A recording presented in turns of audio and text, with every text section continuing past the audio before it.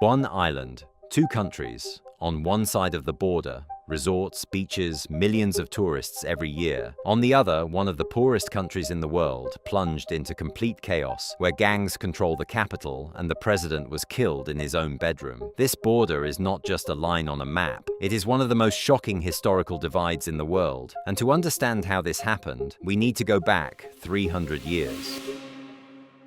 Before the first European ship reached this island, it was home to hundreds of thousands of indigenous people known as the Taino. They fished, farmed, and built. They had their own language, their own religion, their own leaders. They called their island Haiti, which in their language meant land of high mountains. This was one of the richest islands in the Caribbean. Fertile soil, clean rivers, forests full of timber. The Taino had lived here for thousands of years. On December the 5th, 1492, everything changed.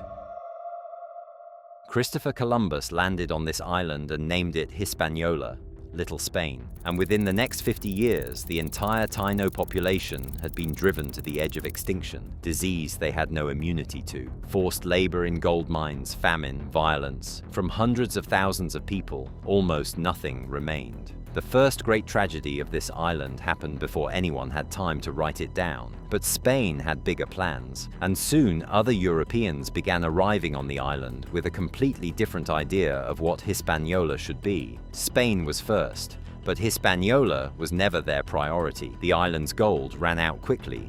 The Taino were gone. The Spanish shifted their attention to Mexico and Peru, where the real wealth was. The western part of the island was essentially abandoned, overgrown, empty, forgotten. And that's when the French arrived. At first, they were pirates and smugglers. They used the western part of the island as a base of operations. Slowly, over several decades, they began to settle. Spain protested, but was too weak to stop them. In 1697, the Treaty of Ryswick was signed. Spain officially ceded the western part of the island to France. One island divided into two colonies, Spanish Santo Domingo in the east, French Saint-Domingue in the west. And this is where the story that explains everything begins.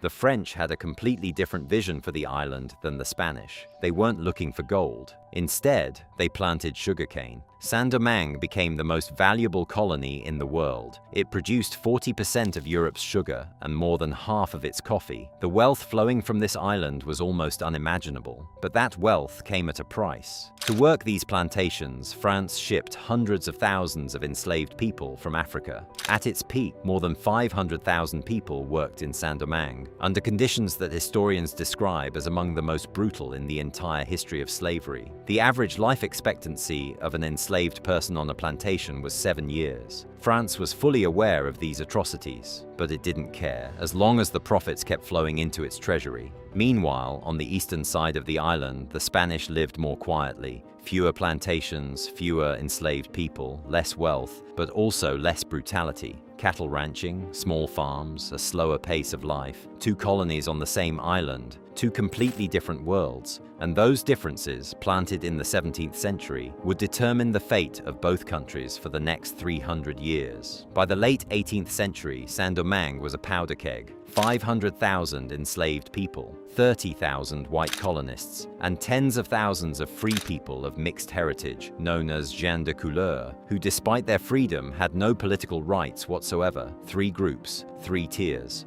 and a massive building rage. On July the 14th, 1789, revolution erupted in France.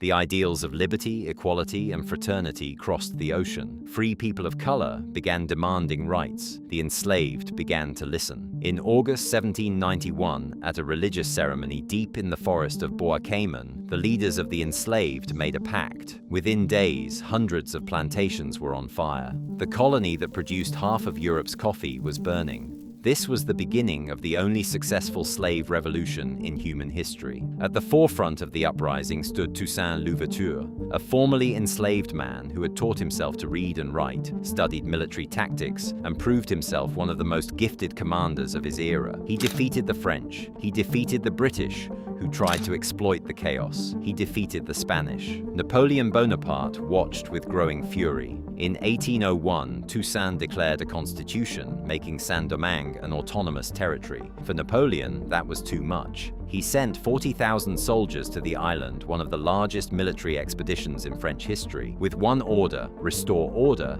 and restore slavery. Toussaint was captured through deception during negotiations and taken to France, where he died in prison in 1803. But the revolution could no longer be stopped. The French army was defeated not only in battle, it was destroyed by yellow fever. Tens of thousands of soldiers died not from bullets, but from disease. Napoleon lost more men in Saint-Domingue than in many of his European campaigns. On January 1st, 1804, the leader of the uprising, Jean-Jacques Dessalines, declared independence. The new nation took the old Taino name, Haiti, the first black republic in the history of the world, the first country in the Americas founded by people who liberated themselves from slavery. This was a moment that should have been celebrated across the world. Instead, the world decided to punish Haiti. Haiti was free, but freedom came with a price, and quite literally so. The new nation was in ruins. Years of fighting had destroyed the plantations, the infrastructure, the economy. The country desperately needed trade, diplomatic recognition, access to world markets. But the world wanted nothing to do with Haiti. The United States, a country that had itself fought for freedom just decades earlier, refused to recognize Haiti for more than 50 years. The reason was simple and brutal. The American South feared that a successful slave revolution would inspire their own enslaved people. Britain ignored Haiti. Spain ignored Haiti. The country was isolated from the entire world. And France, the former colonial ruler, decided to exploit that isolation. On July 3rd, 1825, a French naval fleet appeared off the coast of Haiti, not to attack, but to negotiate. King Charles X sent Haiti a simple message: either you pay us compensation for our lost plantations and enslaved people, or we come back with an army. Haiti stood alone, no allies, no support, exhausted from years of war, and it agreed. The sum France demanded was staggering: 150 million francs. To put that in perspective, the United States purchased the entire Louisiana territory from Napoleon for 80 million francs. Haiti was being asked to pay nearly twice that amount for the right to its own freedom. To gather the first installments, Haiti took out loans from French banks. It paid France with money borrowed from France, with interest. The amount was later renegotiated down to 90 million francs, but even that was astronomical for a war-ravaged country. Haiti paid that debt for 122 years. The final payment was made in 1947. While the rest of the world was rebuilding after World War II, Haiti was still paying off a debt for a freedom it had won over a century earlier. Economists estimate that had that money stayed in Haiti and been reinvested in its economy, the country would today be one of the wealthiest in the Caribbean. Instead, it went to Paris. And that is the single biggest reason why the western half of this island looks the way it does today. Meanwhile, the eastern part of the island, Santo Domingo, today's Dominican Republic, paid no such debt. It had its own problems, its own dictators, its own crises. But that one fundamental burden, it never carried. And that difference, 122 years of financial bleeding, is the heart of this entire story.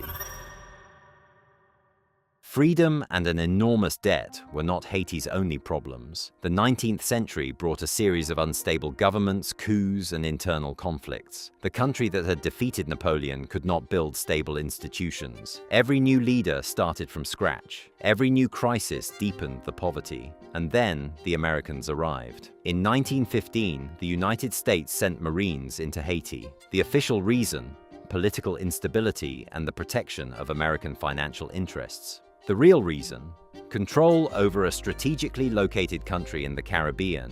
The occupation lasted 19 years, until 1934. During that time, Americans took control of Haiti's central bank, its customs offices, and its state finances. They rewrote the constitution, in part to allow foreigners to purchase land in Haiti, land that Haitians had been defending since 1804. Most Americans have no idea their country occupied Haiti for nearly 2 decades. After the Americans left, Haiti returned to political chaos until 1957, when François Duvalier seized power, known as Papa Doc. What followed over the next 30 years, because after Papa Doc came his son Jean-Claude, known as Baby Doc, was one of the most brutal regimes in the history of Latin America. Papa Doc created a private army of terror, the Tonton Macoute. The name comes from Haitian folklore, a monster that abducts children in the night. The Tonton Macoute operated without uniforms, without badges, without any rules. They tortured, killed, and terrorized. It is estimated that between 30,000 and 60,000 people died during the Duvalier years. The West knew, and for a long time it looked the other way, because the Duvalier were anti-communist during the Cold War. That was enough. Baby Doc fled Haiti in 1986, taking hundreds of millions of dollars from the state treasury with him. And then came the earthquake, January the 12th, 2010, magnitude 7.0, the epicenter just a few miles from Port-au-Prince. Approximately 220,000 people died. 1.5 million lost their homes. A country that was already on its knees collapsed. The world responded immediately. Billions of dollars in humanitarian aid, thousands of non-governmental organizations, one of the largest relief operations in history. And here lies one of the most bitter paradoxes of this entire story. The aid didn't help. Humanitarian organizations built camps instead of homes. They imported rice instead of supporting local farmers. They created dependency instead of building self-sufficiency. Billions of dollars flowed through Haiti, leaving almost no lasting impact. 10 years after the earthquake, most of those billions had disappeared. Haiti looked almost exactly as it had in 2010. Meanwhile, on the other side of the island, the Dominican Republic was growing. Tourism, foreign investment, a rising middle class. Punta Cana became one of the most popular resorts in the world. Same island, two completely different trajectories. In 2021, Haiti hit a new low. On July the 7th, 2021, President Jovenel Moïse was killed in an assassination in his own bedroom, in his own home. A group of armed mercenaries stormed the presidential residence in the middle of the night. A head of state killed in his own bed. This was not a coincidence. It was a symptom. By 2023, gangs controlled over 80% of Port-au-Prince, the nation's capital. Hospitals closed, schools closed, people trapped in their own neighborhoods. The prime minister fled the country. The government ceased to exist in any practical sense. Haiti today is a country that exists only on paper.